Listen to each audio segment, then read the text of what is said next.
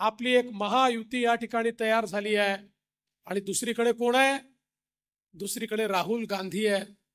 आणि राहुल गांधींच्या सोबत 24 पक्षांची एक खिचडी आहे। आपली जी महायुती आहे ही विकासाची ट्रेन आहे। याला मोदीजींचं भक्कम इंजिन लागलंय। वेगवेगळ्या पक्षाचे डब्बे हे त्या इंजिन सोबत लागलेले आहेत। महसुली पट्ट्याप्रमाणे वन हक्काचे जे पट्टे आहेत त्या पट्ट्याचा विचार झाला पाहिजे। निश्चित त्याच्यावरही येत्या काळामध्ये आपण कारवाई करू। या निवडणुकीमध्ये आज केवळ 2 गट आपल्याला दिसतायत। एकीकडे विश्व गौरव असलेले विकास पुरुष आपले नेते माननीय नरेंद्र मोदीजी आहेत, ज्यांच्या नेतृत्वात आपण सगळे या ठिकाणी काम करतो। मोदीजींच्या सोबत शिवसेना आहे, मोदीजींच्या सोबत राष्ट्रवादी आहे, मोदीजींच्या सोबत मनसे आहे, मोदीजींच्या सोबत आरपीआय आहे, मोदीजींच्या सोबत पीडीपी आहे, मोदीजींच्या सोबत रासपा आहे। वेगवेगळे पक्ष मिळून आपली एक महायुती या ठिकाणी तयार झाली आहे। आणि दुसरीकडे कोण आहे? दुसरीकडे राहुल गांधी आहे। आणि राहुल गांधींच्या सोबत 24 पक्षांची एक खिचडी आहे। बंधू भगिनींनो, आपली जी महायुती आहे ही विकासाची ट्रेन आहे। याला मोदीजींचं भक्कम इंजिन लागलंय। वेगवेगळ्या पक्षाचे डब्बे हे त्या इंजिन सोबत लागलेले आहेत। आणि या डब्यांमध्ये दीन दलित गोर गरीब आदिवासी शेतकरी शेतमजूर महिला अल्पसंख्याक भटके विमुक्त ओबीसी सगळ्यांकरता बसायला जागा आहे। मोदीजीच्या ट्रेन मध्ये सर्वांना बसवून सबका साथ सबका विकास म्हणत ही ट्रेन विकासाची सातत्याने पुढे जाते। पण दुसरीकडे काय अवस्था आहे? दुसरीकडे राहुल गांधीकडे डब्बेच नाही आहे, तिथे सगळे इंजिनच आहे।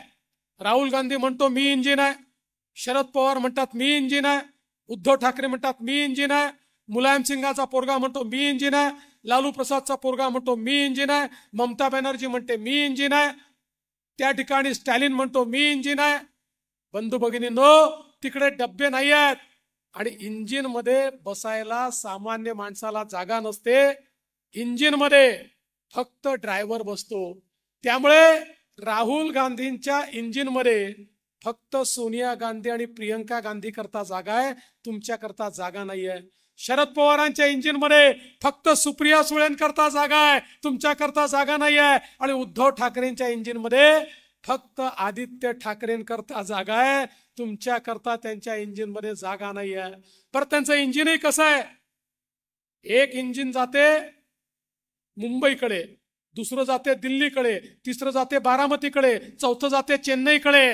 त्यामुळे त्यांचं इंजिन हालतही नाही, डुलतही नाही, चालतही नाही आणि कोणाला घेऊनही जात नाही। ठप्प पडलेलं इंजिन म्हणजे राहुल गांधींची पार्टी आणि त्यांचं अलायन्स आहे। आणि विकासाकडे नेणारं इंजिन हे मोदी साहेबांचं इंजिन आहे। आता सीनाताईंनी आपल्याला सांगितलं, गेल्या 10 वर्षामध्ये मोदी साहेबांनी चमत्कार केला। जगातले अर्थशास्त्री आज चर्चा करतायत हे विकासाचं मोदी मॉडेल काय आहे। 10 वर्षात मोदीजींनी 25 कोटी लोकांना गरिबी रेषेच्या वर आणलं। 25 कोटी लोकांना, 20 कोटी लोक जे झोपडीत राहायचे, कच्च्या घरात राहायचे, आज ते पक्क्या घरात मोदीजींमुळे राहायला गेले। 50 कोटी लोक ज्यांच्या घरामध्ये चूल होती त्यांच्या घरी मोदीजींनी गॅस दिला। 55 कोटी लोक ज्यांच्या घरी शौचालय नव्हतं त्यांच्या घरी शौचालय पोचलं। 60 कोटी लोक ज्यांना त्या ठिकाणी स्वातंत्र्याच्या 70 वर्षानंतर देखील पिण्याचं पाणी नशिबात नव्हतं, आमच्या माता भगिनींना हंडा घेऊन नदीवर जावं लागायचं, नळावर जावं लागायचं, विहिरीवर जावं लागायचं। त्या 60 कोटी लोकांना त्यांच्या घरापर्यंत नळ देऊन पाणी देण्याचं काम हे मोदीजींनी या ठिकाणी केलं। आणि 80 कोटी लोक असे आहेत, 80 कोटी ज्यांना मोदीजी मोफत रेशन देतात। आणि मोदीजींनी सांगितलंय पुढचे 5 वर्ष देखील या 80 कोटी लोकांना मोफत रेशन मोदीजी देणार आहेत। आणि आपल्या महाराष्ट्रात त्यात 7 कोटी लोक आहेत की ज्यांच्याकडे मोदीजींचं मोफत राशन पोचतं. जवळजवळ 60 कोटी लोकांना आयुष्यमान भारत योजनेतनं मोफत इलाज मोदीजींनी दिलाय. आणि आता तर 70 वर्षाच्या वरचे सगळे त्यांना मोफत इलाज, मोफत उपचार, मोफत गोळ्या, मोफत इंजेक्शन, मोफत ऑपरेशन, सगळ्या गोष्टी मोफत देण्याचं काम हे मोदीजी या ठिकाणी करतायत. बंधू भगिनींनो, आज मोदीजींनी मुद्रा सारखी योजना आणली आणि या योजनेतनं 60 कोटीपेक्षा जास्त लोकांना 10 लाखापर्यंतचं लोन बिना तारण आणि बिना गॅरेंटरचं मिळालं. पूर्वी कोणी बँकेत गेला तर मॅनेजर विचारायचा, तुमच्याकडे तारण ठेवायला जमीन आहे का, तुमच्याकडे कोणी सरकारी व्यक्ती गॅरेंटर आहे का, असेल तरच लोन मिळेल. मोदीजींनी सांगितलं या सगळ्या लोकांची गॅरंटी मी घेतो आणि 60 कोटीपेक्षा जास्त लोकांना त्या ठिकाणी मुद्राचं लोन मिळालं. आता 10 लाखाच्या ऐवजी 20 लाखाचं लोन मोदीजी देणार आहेत. आणि मला हे सांगताना आनंद वाटतो, यामध्ये 50% जास्त आमच्या माता भगिनी आहेत ज्या आपल्या पायावर मोदीजींनी उभ्या केल्या आहेत.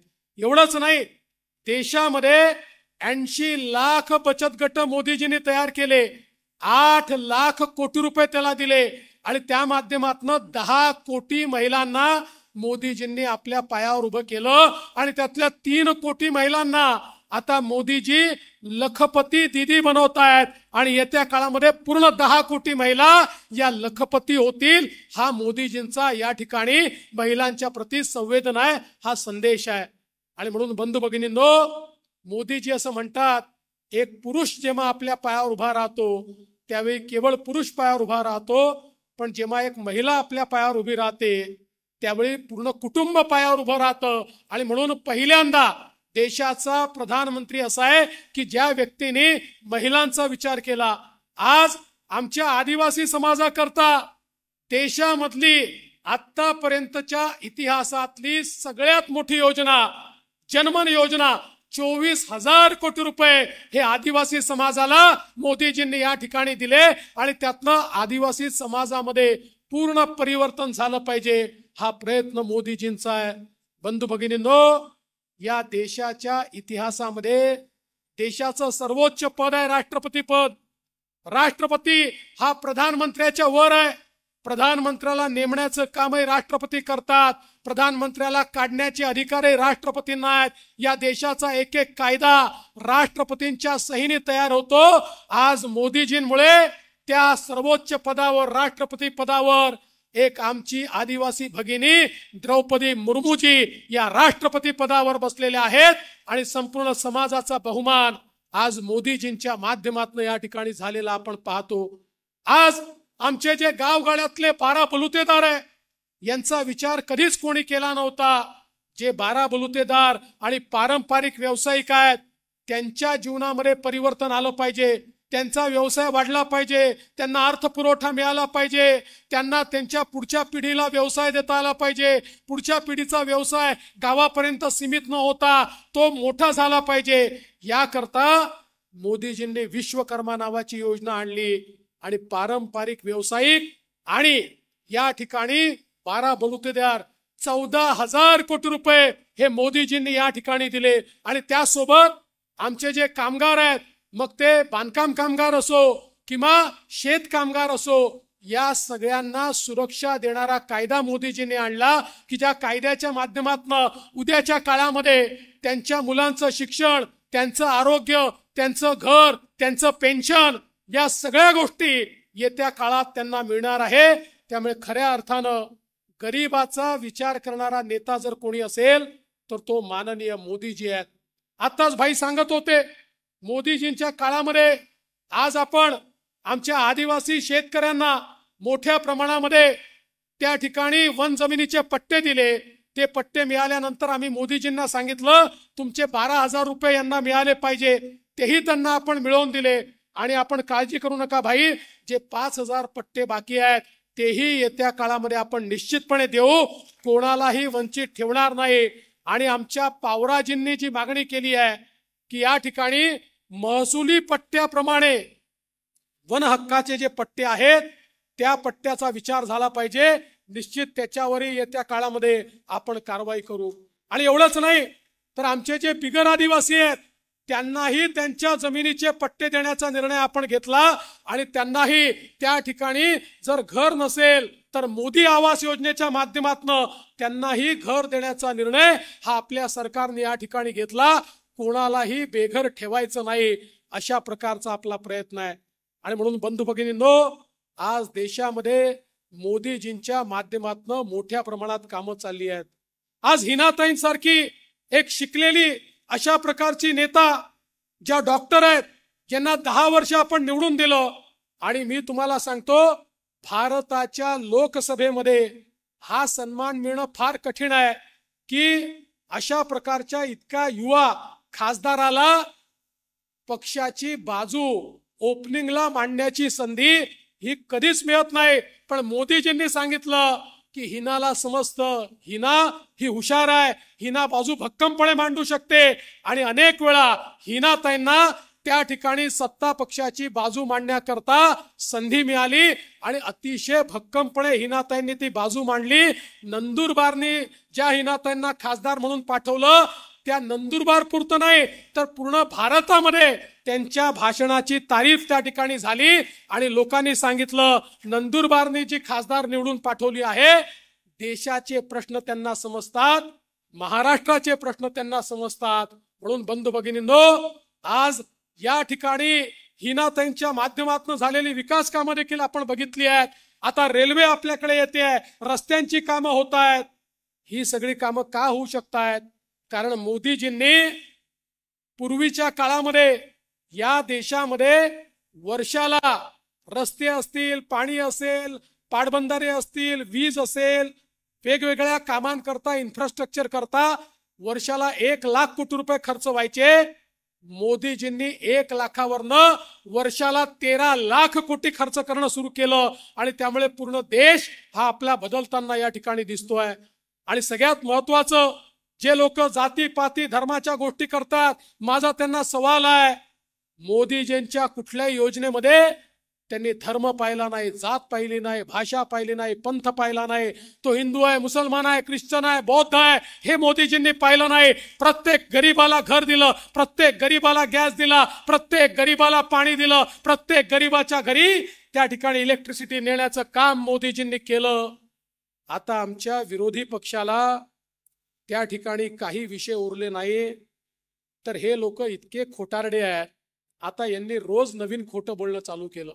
हे लोक असे आहेत, आमचे काँग्रेसचे लोक आणि विरोधी पक्षातले लोक असे आहेत की जगामध्ये जर खोटं बोलण्याचं ऑलिम्पिक घेतलं तर सगळी पदकं, सगळे गोल्ड मेडल हे आमच्या काँग्रेसच्या लोकांना आणि विरोधकांना मिळतील, इतकं सकाळपासून रात्रीपर्यंत खोटं बोलतात आणि लोकांना दिग्भ्रमित करतात। आता यांनी नवीन खोटं काय चालू केलं? म्हणाले मोदीजींना 400 जागा मिळाल्या तर ते संविधान बदलतील। बंधू भगिनींनो, मी तुम्हाला सांगतो, मोदीजींनी सांगितलंय जोपर्यंत या पृथ्वी तलावर चंद्र आणि सूर्य आहे तोपर्यंत बाबासाहेबांचं संविधान कोणी बदलू शकत नाही। आणि मोदीजींनी सांगितलं अरे बाबासाहेबांचं संविधान होतं म्हणून माझ्यासारखा गरीबाचा चहा विकणारा पोरगा हा देशाचा प्रधानमंत्री बनला, आणि म्हणून मला गीता, बायबल, कुराणपेक्षा देखील महत्वाचं काही असेल तर ते भारताचं संविधान आहे, हे म्हणणारे नरेंद्र मोदी आहेत। बंधू भगिनींनो, 14 मध्ये मोदीजींचं पूर्ण बहुमत होतं, 19 मध्ये मोदीजींचं पूर्ण बहुमत होतं। अरे संविधान बदलणार तर सोडाच, पण 70 वर्ष या काँग्रेसवाल्यांनी काश्मीरमध्ये भारताचं संविधान लागू केलं नव्हतं। काश्मीरमध्ये आरक्षण नव्हतं, तिथल्या आदिवासींना, तिथल्या दलितांना, तिथल्या ओबीसीला आरक्षण नव्हतं। मोदीजींनी 370 कलम हटवून भारताचं संविधान हे काश्मीरला लागू केलं आणि त्या ठिकाणी आरक्षण देण्याचं काम मोदीजींनी केलं। त्यामुळे या नालायकांना सांगा, तुम्ही 1975 साली इंदिराजींच्या नेतृत्वात 2 वर्ष भारताचं संविधान गुंडाळून ठेवलं होतं, त्याचा पहिले जबाब द्या। जोवर मोदीजींसारखा नेता या देशामध्ये आहे, या भारताच्या संविधानाला कोणी हात देखील लावू शकत नाही।